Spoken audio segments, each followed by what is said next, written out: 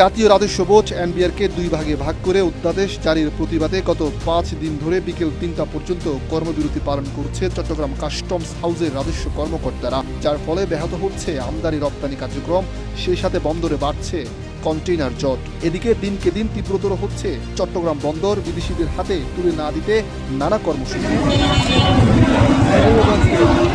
রাজস্ব অধ্যাদেশ জারি, রাজস্ব কর্মকর্তাদের কর্মবিরতি, বিদেশিদের হাতে বন্দরের কার্যক্রম তুলে দেওয়ার প্রতিবাদ, সব মিলিয়ে চট্টগ্রাম বন্দর কাস্টমসে আমদানি রপ্তানি কার্যক্রম যেন ধীর গতি। প্রতিদিনই পোহাতে হচ্ছে কোটি কোটি টাকার ক্ষয়ক্ষতি। এদিকে সামনের ঈদের ছুটিকে ঘিরে অনেকটা স্থবির থাকবে চট্টগ্রাম বন্দরের বিশাল কর্মযজ্ঞ।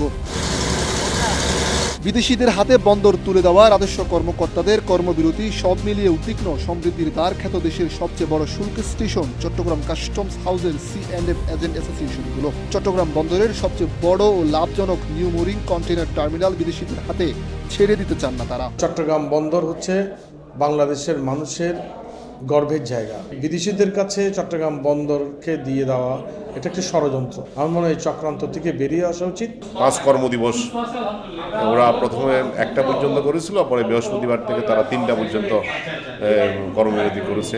এখন তো জট লেগে যাচ্ছে। এই যে বন্দরে ইতিমধ্যে বন্দরে ওদের ড্যামারেজ চার্জ 4 গুণ বৃদ্ধি করেছে। টানা 7মবারের মতো বেস্ট টিস্যু পেপার ব্র্যান্ড হিসেবে স্বীকৃতি পেয়েছে বসুন্ধরা টিস্যু। দেশের জন্য যেটা উপকার হবে, সবাইকে সমন্বিতভাবে সেই সিদ্ধান্ত উপনীত হতে পারলে সবার জন্য মঙ্গল। এখানে চিন্তা ভাবনা উভয়ের সকল পক্ষের চিন্তা ভাবনা করে এগোনো উচিত। বন্দরের সক্ষমতা বৃদ্ধির জন্য যথাযথ সিদ্ধান্ত বাস্তবায়ন, রাজস্ব অধ্যাদেশ পূর্ণ বিবেচনা এবং বন্দরের কার্যক্রম সচলতা যাতে বিঘ্নিত না হয় সেজন্য কার্যকরী পদক্ষেপ গ্রহণের কথা বলছেন বন্দর কাস্টম সংশ্লিষ্ট ব্যবসায়ীরা। অধ্যাদেশ আইন হয় জনগণের কল্যাণে। এই আইনের নিচেও লেখা আছে জনস্বার্থে এই আইন জারি করা হলো, কিন্তু জনস্বার্থে হলে রাতের আধারে কেন? এবং যারা স্টেক হোল্ডার আছে কারোর সাথে কোনো আলোচনা হয়নি।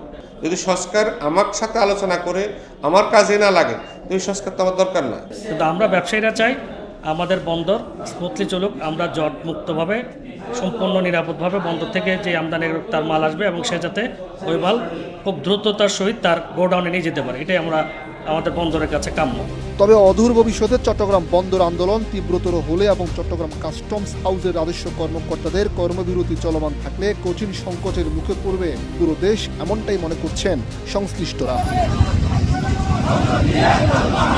শাহ আব্দুল্লাহ রাহাত, কালের কণ্ঠ, চট্টগ্রাম।